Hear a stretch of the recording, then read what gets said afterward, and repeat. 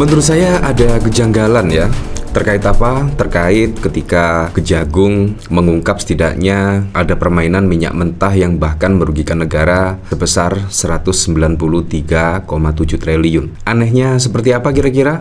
Bahkan ketika Ahok mau membongkar isi rapat, bahkan mempunyai rekaman dan data-data, tiba-tiba banyak yang menyalahkan Ahok. Ini sangat lucu sekali ya, seperti Hotman Paris dan bahkan juga pendukung-pendukung Pak Jokowi dan bahkan juga dari pendukung Pak Prabowo. Ini ada dari PSI. PSI malah cenderung menyalahkan Ahok sebagai komisaris. Seharusnya Ahok melaporkan pelanggaran pada saat lalu. Nah, kalau kita dengar dari podcast Ahok ya memang pelanggaran-pelanggaran itu sudah terjadi. Apalagi kalau Anda masih ingat ya, pada saat Ahok menjabat ya kurang lebih sekitar 6 bulanan, Ahok bahkan juga sudah membongkar aib.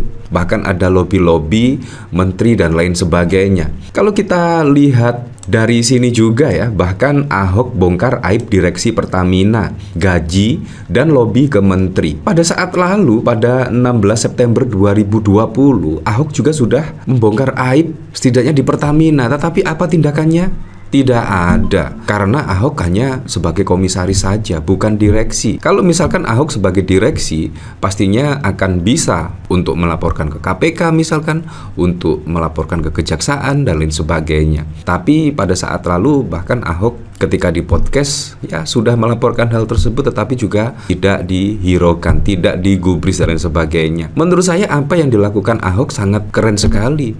Dan bahkan Ahok juga menawarkan diri untuk dimintai keterangan oleh kejaksaan. Menurut saya ini sangat keren loh. Tetapi kenapa banyak yang kepanasan? Ahok sudah berani menawarkan diri untuk diperiksa oleh kejaksaan, tetapi kok banyak yang kepanasan? Ya seperti PSI, Hotman Paris dan lain sebagainya. Ini juga ada pertanda apa ya?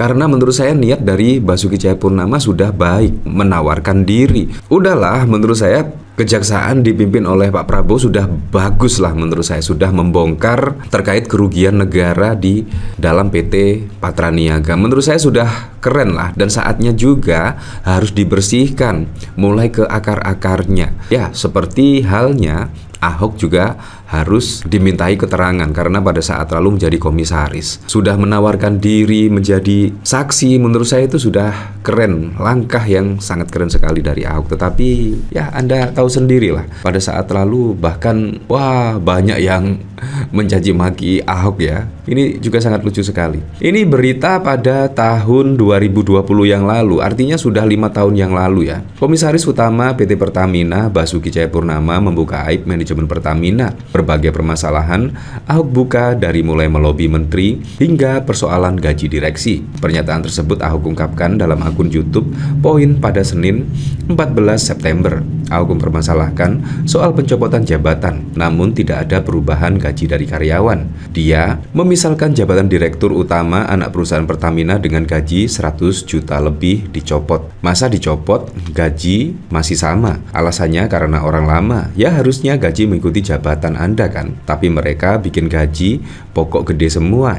Jadi bayangin, gaji sekian tahun, gaji pokok bisa 75 juta. Dicopot, nggak ada kerjaan pun dibayar segitu. Gila aja nih, papar Ahok. Nah, Ahok mengakui sistem tersebut yang akan dia rubah di Pertamina. Selain itu, dia pun akan memotong birokrasi soal pangkat. Menurutnya, nantinya sistem pangkat akan melalui jalur lelang terbuka. Selain itu, Ahok mengaku dirinya sebagai komisaris utama tidak mengetahui perubahan posisi direksi Pertamina. Pasalnya, direksi langsung melobi menteri untuk urusan penggantian posisi. Ganti direktur bisa tanpa kasih tahu saya. Saya sempat marah-marah juga. Direksi-direksi semua mainnya lobi ke menteri, karena yang menentukan itu menteri, ujarnya. Ahok mengungkapkan, selain direksi, komisaris pun rata-rata titipan dari kementerian-kementerian terkait. Nah, berarti wah, sangat tidak masuk akal sekali ya.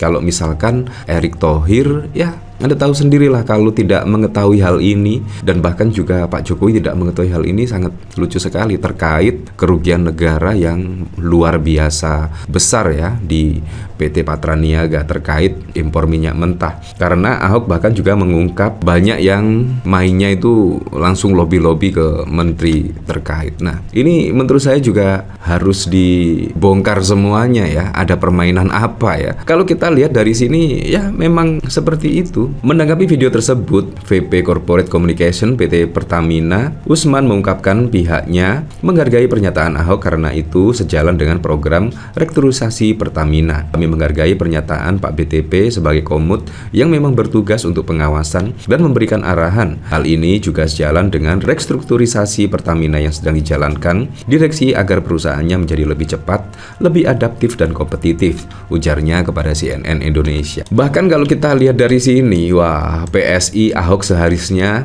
jadi whistleblower saat masih menjabat komut. Sudah dong, sudah dilakukan Ahok ketika menjabat sebagai Komisaris Utama PT Pertamina, dan bahkan juga Ahok juga merombak setidaknya terkait dengan struktur, gaji, dan lain sebagainya. Menurut saya apa yang dilakukan Ahok ya, menurut saya sudah dilakukan dengan baik pada saat menjadi Komisaris Utama PT Pertamina. Tetapi kalau ada hal seperti ini ya sungguh mengejutkan, karena itu bukan wewenang Ahok kalau menurut saya ya. Bayangkan impor minyak itu sudah dilakukan sebelum Ahok menjabat. Jadi ya itu sangat biasa sekali, dan kemungkinan Ahok sudah melaporkan kejanggalan-kejanggalan ini tidak digubris seperti apa yang dikatakan oleh elit PDIP pada saat lalu. Jadi memang ini permainan yang sangat luar biasa sekali ya, dan bahkan kerugian negara itu mencapai 193 triliun. Bayangkan, itu angka yang sangat besar sekali bagi Indonesia ya, karena APBN Indonesia saja ya masih boncos, bocor, dan pada saat lalu ketika Pak Prabowo menjabat juga masih defisit, bahkan defisitnya itu mencapai